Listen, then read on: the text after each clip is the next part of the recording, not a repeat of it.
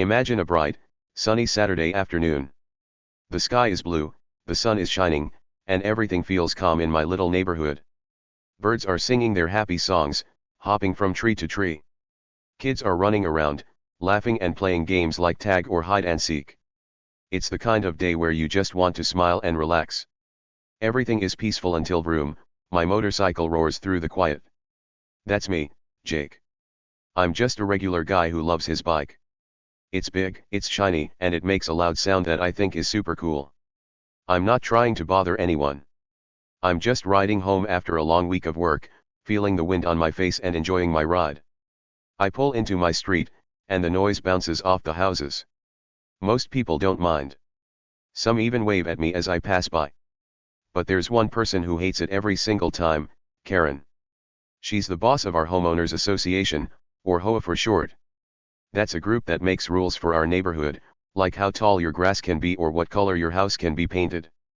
Karen loves those rules. She loves them too much. She's always watching everyone, sticking her nose where it doesn't belong. If someone parks their car a little crooked, she's there with a frown. If a kid leaves a toy in the yard, she's knocking on the door to complain. People call her the HOA queen, but not in a nice way. They roll their eyes when she walks by because she's always yelling about something. Today, though, it's my motorcycle that sets her off. I see her step out of her house as I slow down near my driveway. Her arms are crossed, and her face looks like she just bit into a sour lemon. She's wearing her usual outfit, a bright pink shirt and big sunglasses that make her look like she thinks she's a movie star. But there's no smile on her face. Oh no. She's mad, and I can tell she's about to let me know it. I turn off my bike and take off my helmet, hoping she'll just grumble and go back inside. But nope, not Karen. She's got something to say, and she's coming my way. Hey, Jake, she shouts, her voice loud enough for the whole street to hear. That motorcycle is way too noisy. You're ruining the peace around here. I look at her and shrug. It's just a bike, Karen, I say, trying to keep things light. I'm not hurting anyone. But she doesn't care. She shakes her head and points at me like I've done something terrible. This is a quiet neighborhood, she snaps. People like you don't belong here with all that racket. I sigh. It's the same old story with her. She's always complaining about something I do, like when I mowed my lawn too early one morning or when I put up a basketball hoop she didn't like. Now, here's the thing about Karen. Everyone in the neighborhood thinks they know her. They see her as this bossy lady who loves to tell people what to do. She walks around with a clipboard sometimes, writing down little things she doesn't like, stuff like Mrs. Johnson's flowers are too bright or Mr. Lee's dog barks too much. People laugh about it behind her back. They think she's just a loudmouth who has nothing better to do with her time. She's annoying, sure, but harmless. That's what we all think. Me too. I figure she's just mad because my bike is loud and she likes everything perfect and quiet. But today, something feels different. I can't put my finger on it yet, but there's a little tickle in my brain telling me there's more to the story. As Karen keeps talking, I notice her eyes. They're sharp and angry, like always, but they keep flicking back toward her house. It's quick, like she doesn't want me to see. Why's she looking there? What's she worried about? I shake my head and tell myself I'm imagining things. Maybe she just doesn't want her fancy curtains to hear her yelling. Huh? That'd be silly. But still, that little glance sticks with me. It's like a tiny clue in a mystery I didn't know I was part of yet. So, I'm standing there, holding my helmet, listening to her go on and on about how my bike is the worst thing ever. The sun is still shining, the birds are still chirping, but Karen's voice is louder than all of it. I'm going to call someone about this, she says, pulling her phone out of her pocket. I roll my eyes. Call who? The noise police? I almost laugh, but I don't. I just watch her, waiting to see what she does next. She's tapping at her phone, muttering to herself about rules and respect. The neighbors are starting to peek out now. Mrs. Carter from across the street, old Mr. Thompson with his dog. They're used to Karen's big scenes. It's like free entertainment around here. But here's where it gets interesting. Karen thinks she's in charge. She thinks she's the one who gets to decide what's right and wrong. Everyone else thinks she's just a grumpy lady who yells a lot. But what if there's more to it? What if Karen's hiding something behind all that noise she's making? I don't know it yet, but this sunny Saturday is about to turn into something wild. Something nobody in this quiet little neighborhood saw coming, not even me. So, what do you think, friends? Is Karen just annoyed about my motorcycle, or is there something bigger hiding behind her angry stares? I bet you're curious now, right? Good, because this story is just getting started, and trust me, it's going to get really good. Stick with me, and let's find out what happens next. Oh, and before I forget, tell me in the comments, where are you watching from today? And if you like stories like this, hit that subscribe button so we can hang out more. Ready? Let's roll. Okay, here we go. The sun is still shining bright, and I'm just trying to park my motorcycle in my driveway. It's a normal Saturday, and I'm ready to chill after my ride. But then, bam, the front door of Karen's perfect little house flies open. She comes stomping out like a storm cloud, her face all red and angry. She's holding her phone in her hand, gripping it tight like it's some kind of weapon she's ready to use. Her house looks so neat: white paint, pretty flowers, everything just right. But Karen? She's a mess of mad right now. That noise is unacceptable, she yells, pointing her finger right at me. Her voice is loud, sharp, and cuts through the air like a whistle. She's acting like I've ruined her whole life just by riding my bike home. I roll my eyes and turn off the engine. The vroom stops, and it's quiet again, well, except for Karen. I hop off my motorcycle and lean against it, trying to stay calm. It's just a motorcycle, lady, I say, keeping my voice nice and easy. I don't want a big fight. I just want to go inside and grab a snack. But Karen? Oh no, she's not done. Not even close. She shakes her head so fast her sunglasses almost fall off. No, no, no, she shouts. This is a peaceful neighborhood, Jake. You and that loud thing are disturbing everyone. Her words are big and dramatic, like she's in a play or something. I look around. The street is still pretty quiet. A bird chirps. A kid's bike sits on a lawn. Nobody else seems bothered. But Karen's acting like my bike is the end of the world. She lifts her phone up high and starts pressing buttons.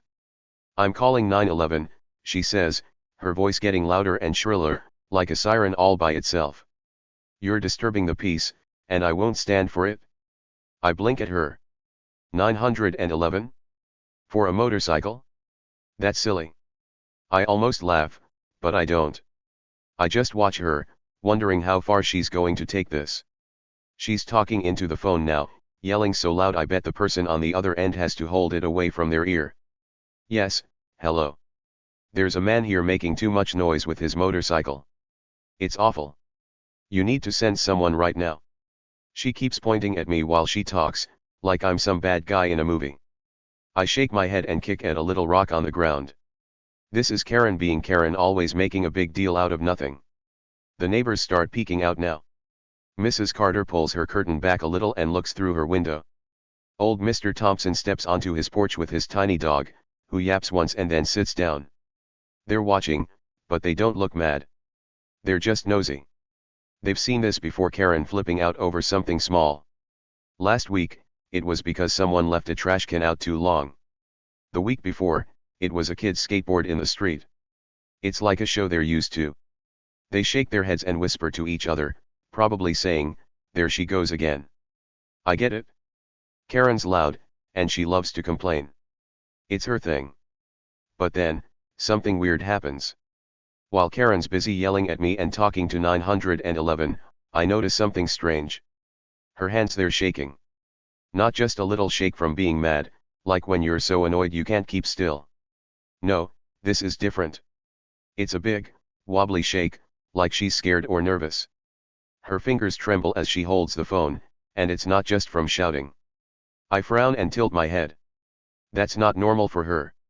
Karen's always loud and bossy, but she's never shaky like this. What's going on? And that's not all. Her eyes, they keep moving. She's yelling at me, sure, but her eyes dart back to her house. Quick little looks, like she's checking something over there. 1 second she's glaring at me, the next she's glancing at her front door. Then back to me, then back to the house. It's fast, so fast I almost miss it. But I don't. I see it, and it makes me wonder. Why's she looking at her house? What's she worried about over there? Is something hiding inside? My brain starts buzzing with questions, but I don't have any answers yet. I shrug and try to ignore it. Maybe she's just being her usual dramatic self. Karen loves attention. Maybe she's shaking because she's so worked up about my bike. Maybe her eyes are moving because, I don't know, she's thinking about her perfect flowers or something.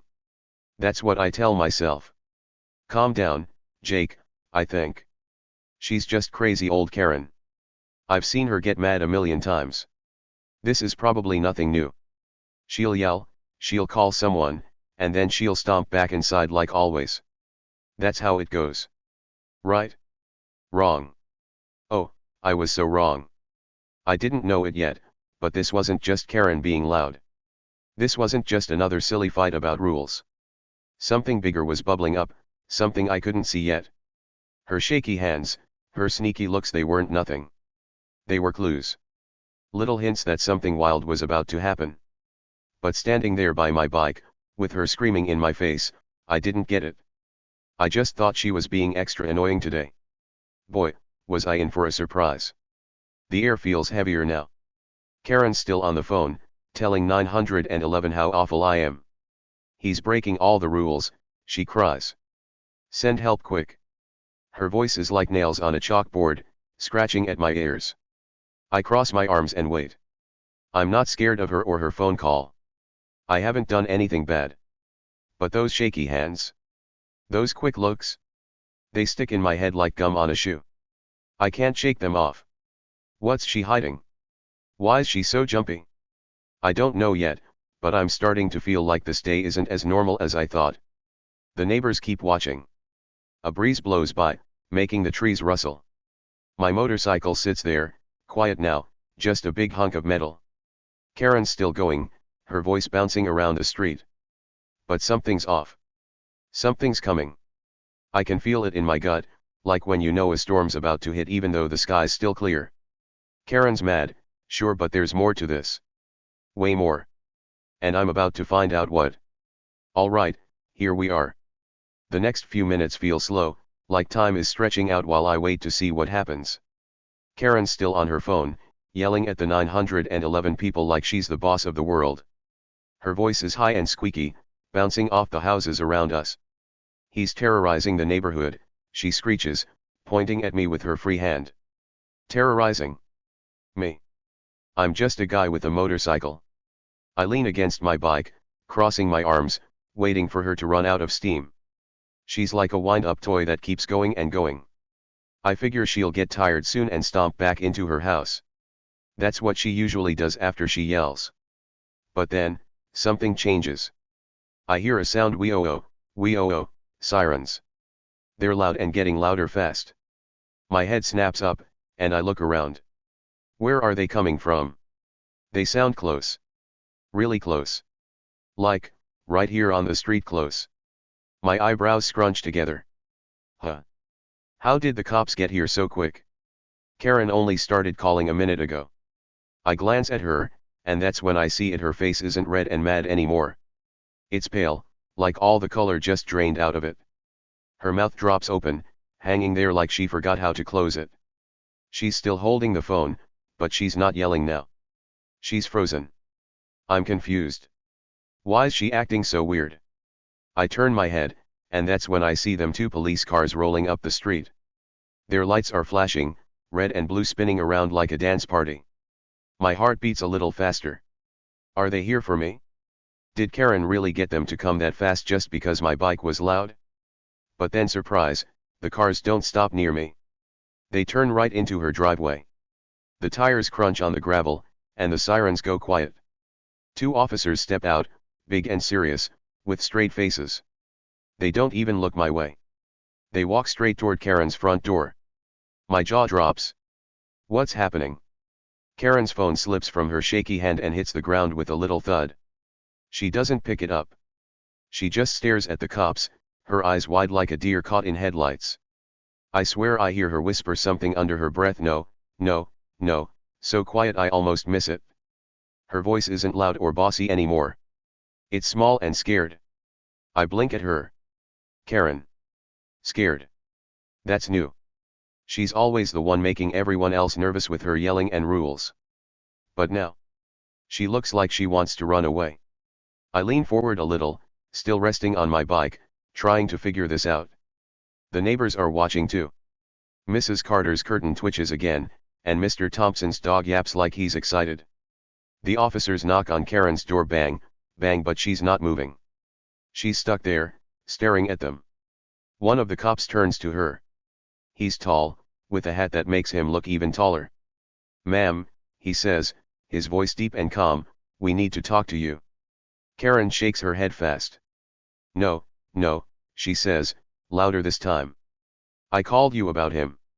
She points at me again, her finger wobbling. "He's the problem. His motorcycle." I frown. She's trying to blame me still? But the cop doesn't even glance my way. He shakes his head. "We're not here for that," he says. "Not here for that?" My brain spins. If they're not here for my bike, then why are they here? What's going on? The second officer steps closer to Karen, and I see something shiny on his belt handcuffs. Whoa. This is getting serious. Karen's hands twist together, and she takes a tiny step back. Her eyes dart to her house again, just like before. What's she looking at? What's she so worried about? I'm starting to get it now. Something's up, something big. Karen's not just mad about my motorcycle. She's nervous about these cops. But why? Did she do something bad? My mind races with ideas. Maybe she broke a rule. Maybe she's in trouble. I don't know yet, but I'm hooked. I can't look away. The air feels thick, like a storm's coming even though the sun's still out. The neighbors are whispering now, leaning out their windows. They're hooked too. We all want to know what's happening. The tall cop says something to Karen, but his voice is low, and I can't hear it. She shakes her head again, her hair bouncing. "This is a mistake," she cries. Her voice cracks, like she's about to cry. Cry? Karen. That's wild. She's always so tough, always telling everyone what to do. But now she looks small, like a kid who got caught sneaking cookies. The other cop walks to her door and peeks through the window. What's he looking for? I tilt my head, trying to see too, but I'm too far away. Karen's hands are shaking worse now. She's rubbing them together like she's cold, but it's warm outside. Her eyes keep jumping me, the cops, her house, back to the cops. She's scared. Really scared. And that's when it hits me this isn't about me at all. She called 911 to yell about my bike, but these cops? They were already coming. They didn't show up because of her call. They were on their way before that. My stomach flips. Whoa. That's a big clue. Something's been going on with Karen, and I didn't even know it. I stand up straighter, my hands on my hips. The motorcycle feels cool under my arm, but I'm not thinking about it anymore. I'm watching Karen and the cops like it's a TV show. The tall cop steps closer to her. "Ma'am," he says again, "let's go inside and talk." Inside? Why inside her house? Karen's mouth opens, but no words come out. She looks trapped. The neighbors are buzzing now, little voices floating over to me. "What's she done?" someone whispers. "Is she in trouble?" someone else asks. I don't know, but I want to find out. This is getting good. Really good. Karen's not the big, bossy HOA queen right now. She's a shaky, scared lady who's hiding something. And those cops? They're here for her, not me. I almost smile, but I don't. I just watch. The sirens, the lights, her whispers, it's all adding up to something wild. I bet you're wondering too. What did Karen do? Why are the cops at her door? Stick with me, because we're about to find out, and it's going to be a big surprise. Here we go, this is the big moment. The two police officers are standing in Karen's driveway, and I'm still by my motorcycle, watching it all happen. The tall cop doesn't even look at me. Not once. He's busy knocking on Karen's front door, bang, bang, loud and strong, like he means business. The other cop, the one with the serious face, walks right up to Karen. She's still holding her phone, but it's dangling by her side now, like she forgot it's there. "Ma'am," the cop says, his voice hard and clear, "we need to speak with you." Karen's mouth moves, but her words come out all shaky and messy. But I called about him," she says, pointing at me with a wobbly finger. Her eyes are big and wild, like she's begging the cops to listen. She looks desperate, like she's trying to throw all the trouble my way. I just stand there, my arms crossed, wondering what's going on. My motorcycle's quiet now, just sitting behind me, but Karen's acting like I'm the bad guy here. I shake my head a little. This is getting crazy. The cop doesn't buy it. He shakes his head right back at her, slow and steady. "We're not here for a noise complaint," he says.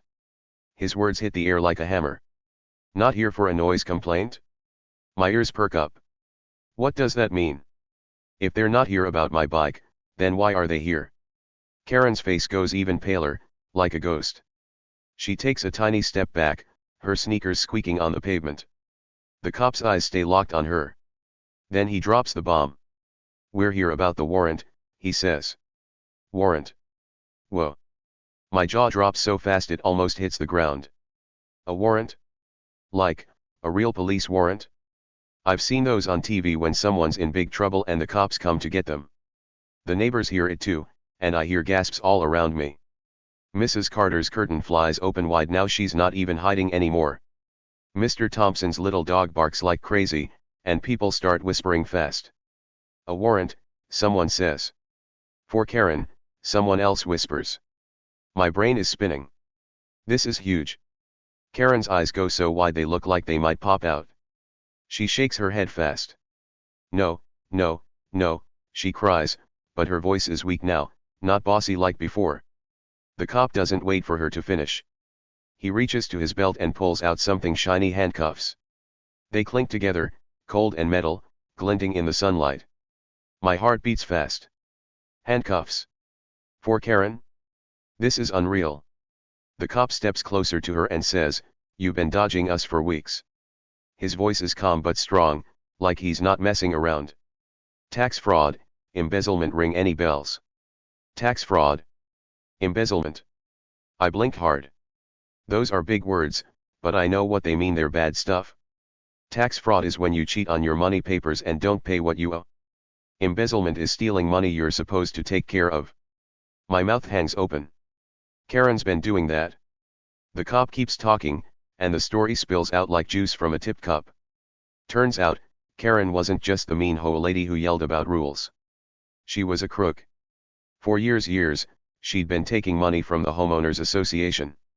That's the group that's supposed to keep our neighborhood nice, with stuff like fixing the park or painting signs.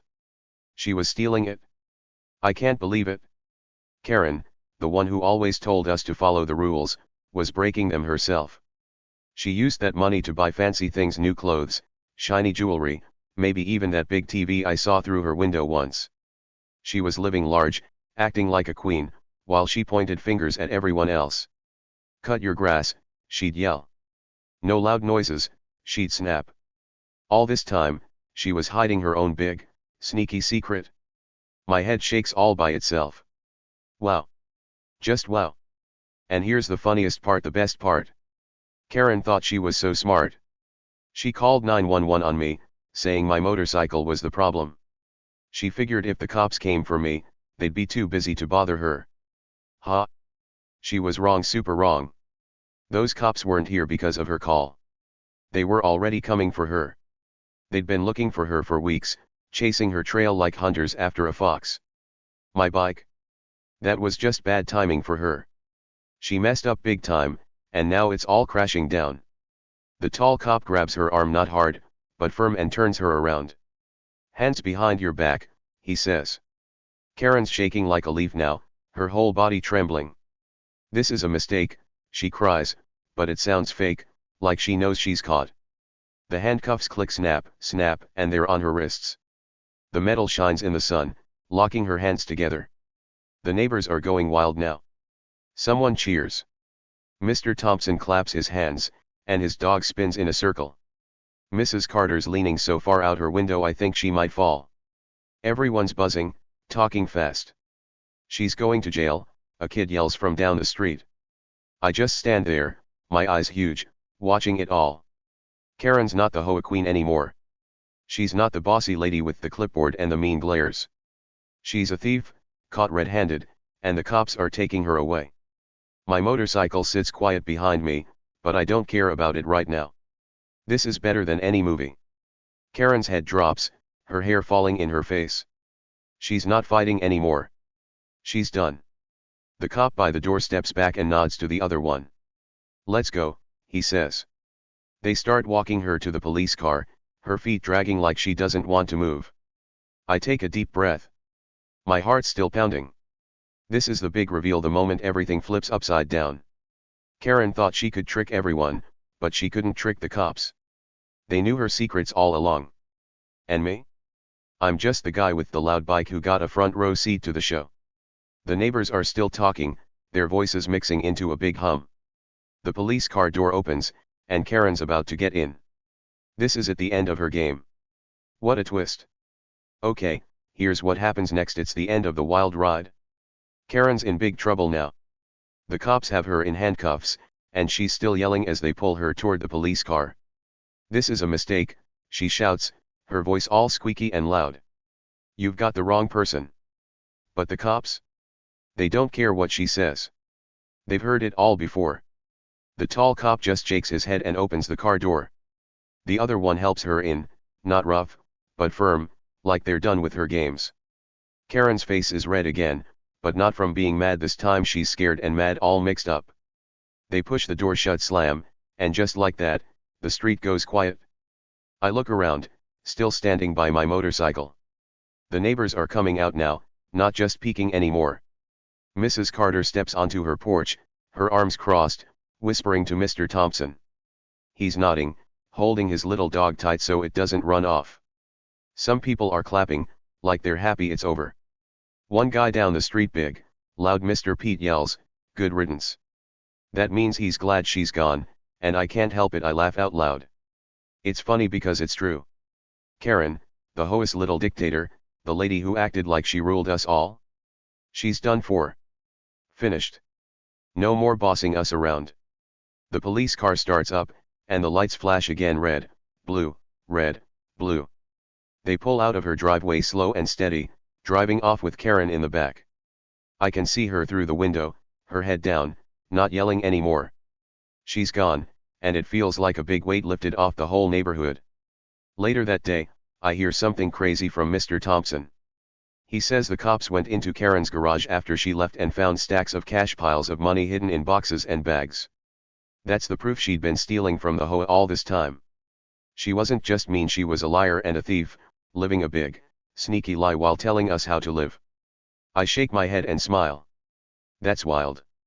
All those years she yelled at us about rules, and she was the one breaking the biggest ones. Now she's caught, and she's not coming back to boss us anytime soon. I feel good, like justice happened. She got what she deserved. I hop back on my motorcycle, swinging my leg over the seat. My hands grab the handles, and I turn the key. Vroom. The engine roars to life, louder than ever. I twist the throttle, making it growl even more, just because I can. No one's complaining now. Not a single person says a word. Mrs. Carter even waves at me, a little smile on her face.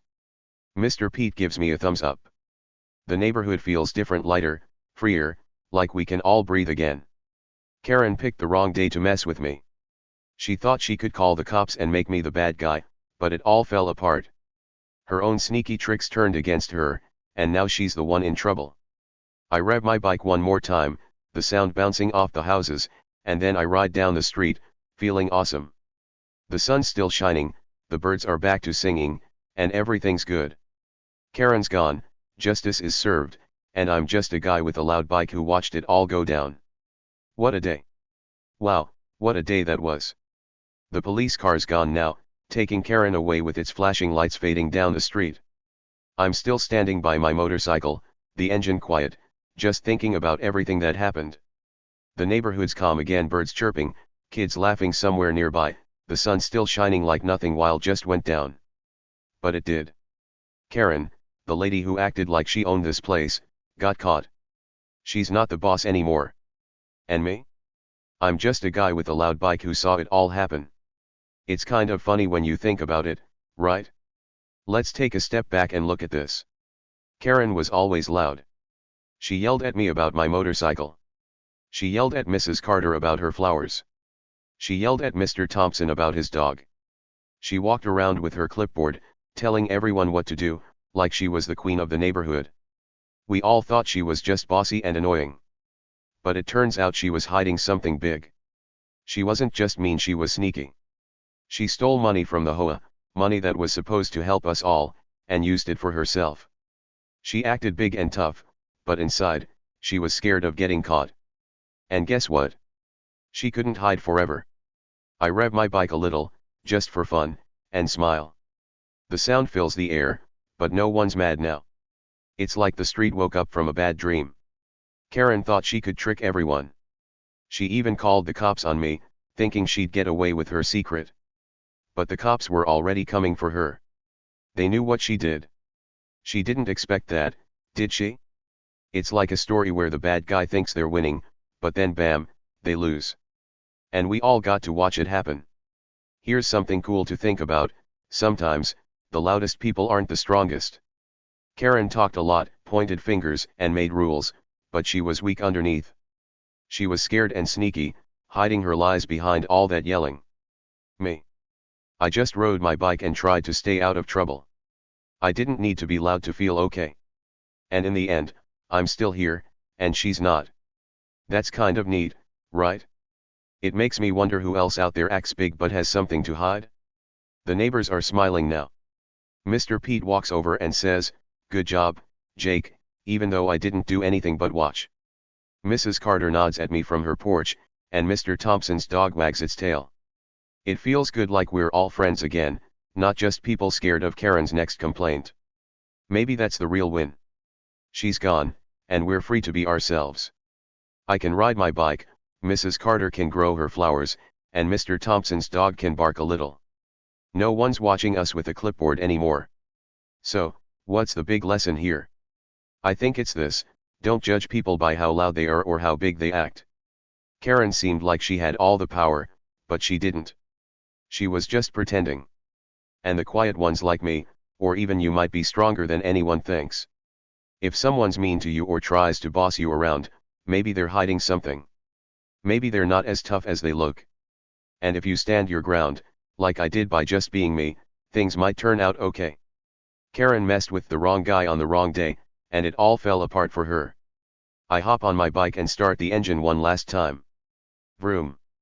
It's loud and awesome, and I love it. The wind hits my face as I ride down the street, feeling happy. Life's good when you don't let the Karens of the world stop you. So, what about you? Have you ever seen someone act big and then get caught? Or maybe you've been the quiet one who came out on top? Think about it. The quiet ones can win, and the loud ones, they don't always see it coming. That's a pretty cool thing to remember, don't you think?